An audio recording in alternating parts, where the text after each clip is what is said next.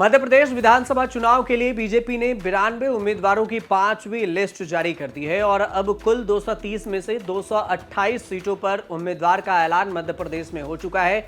अब केवल गुना और विदिशा विधानसभा सीटों पर उम्मीदवारों का ऐलान होना बाकी है। इसके साथ ये भी तय हो गया कि ज्योतिरादित्य सिंधिया विधानसभा चुनाव नहीं लड़ेंगे। सिंधिया की मामी पूर्व मंत्री माया सिंह ग्वालियर पूर्व से मैदान में उतरी हैं। वहीं होशंगाबाद में पार्टी ने मौजूदा विधायक सीतासरन शर्मा को उम्मीदवार बनाया है। यहां मुकाबला दो सगे भाइयों में होगा। सबसे दिलचस्प बात है होशंगाबाद सीट को लेकर बीजेपी ने डॉक्टर सीतासरन शर्मा को टिकट दिया है, जबकि यहां से कांग्रेस की तरफ से उनके सगे भाई गिरिजा शंकर शर्मा को टिकट दिया जा चुका है। गिरिजा शंकर हाल ही में कांग्रेस में शामिल हुए थे।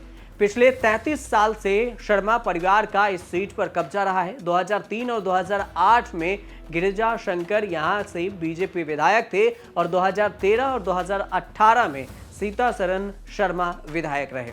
लेकिन ग्वालियर पूर्व सीट की अगर बात करें तो बीजेपी ने ग्वालियर पूर्व से पूर्व मंत्री और सांसद माया सिंह को टिकट दिया है। ये रिश्ते में ज्योतिरादित्य सिंधिया की मामी लगती हैं। 2018 में कांग्रेस ने यहां पर मुन्ना लाल गोयल को उतारा था, जो जीते भी थे, जबकि बीजेपी के सतीश सिकरवार को हार मिली थी। सिकरवार अब कांग्रेस में चले गए हैं और यहीं से उम्मीदवार भी हैं। पहले अगर बात करें सिंधिया की मामी माया सिंह के बारे में तो माया सिंह 1984 में ग्वालियर की महापौर थी और उस समय राष्ट्रपति ज्ञानी जैल सिंह ग्वालियर आए और पहली बार उनके सामने उन्होंने माया सिंह ने भाषण दिया था। शीतला सहाय को अपना आदर्श मानती हैं। सिंधिया घराने से ताल्लुक रखने वाली माया सिंह को लोग माई के नाम से भी जानते हैं और उन्हें पुकारते भी हैं। उत्तर प्रदेश के मथुरा जिले के सुजानपुर में जन्मी माया सिंह 1984 से 1988 तक ग्वालियर की उप महापौर रहीं। मध्य प्रदेश राज्य महिला मोर्चा की उपाध्यक्ष भी रही हैं और बीजेपी महिला मोर्चा की अखिल भारतीय महामंत्री और इसके अलावा मध्य प्रदेश महिला मोर्चा की अध्यक्ष भी रहीं। 1997 से 2000 तक बीजेपी महिला मोर्चा के राष्ट्रीय अध्यक्ष भी रही हैं, राज्यसभा में भी रही हैं और 2013 में मध्य प्रदेश विधानसभा के लिए ग्वालियर पूर्व से विधायक भी चुनी गई।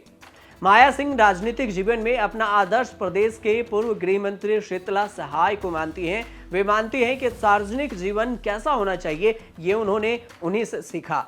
शीतला सहाय की कथनी और करनी एक ही थे, इसी का पालन माया सिंह भी करती हैं। बीजेपी के 5वीं लिस्ट में सबकी नजर एक सीट पर थी कि सिंधिया चुनावी मैदान में उतरेंगे या नहीं, लेकिन सिंधिया चुनाव नहीं लड़ रहे। ऐसे में सवाल यह भी है कि कांग्रेस से बगावत के बाद बीजेपी में आए सिंधिया और उनके कितने समर्थकों को बीजेपी ने टिकट दिया है। हालांकि केंद्रीय मंत्री ज्योतिरादित्य सिंधिया गुना और शिवपुरी संसदीय सीट की 8 विधानसभा सीटों में से बमूरी, अशोकनगर, मुंगावली और कोलारस समेत 4 सीट पर अपने समर्थक नेताओं को टिकट दिलाने में कामयाब रहे हैं। ग्वालियर, चंबल संभाग, मालवा, निवाड़ और इसके अलावा मध्य प्रदेश के दूसरे हिस्सों को भी मिला दें तो सिंधिया समर्थक 28 मंत्री विधायकों में से 22 को बीजेपी ने टिकट दिया है।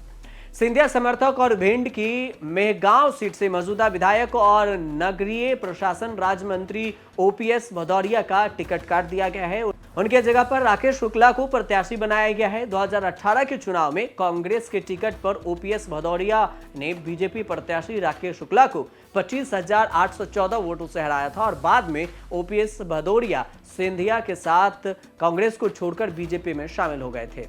मध्य प्रदेश की 230 सीटों पर चुनाव 17 नवंबर को होगा और इसके बाद वोटों की गिनती बाकी 4 राज्यों के साथ ही 3 दिसंबर को होगी और इसके बाद ही ये तय हो पाएगा कि मध्य प्रदेश में बीजेपी की सरकार बरकरार रहती है या फिर कांग्रेस की सरकार बनती है। आप देखते रहिए न्यूज़ तक।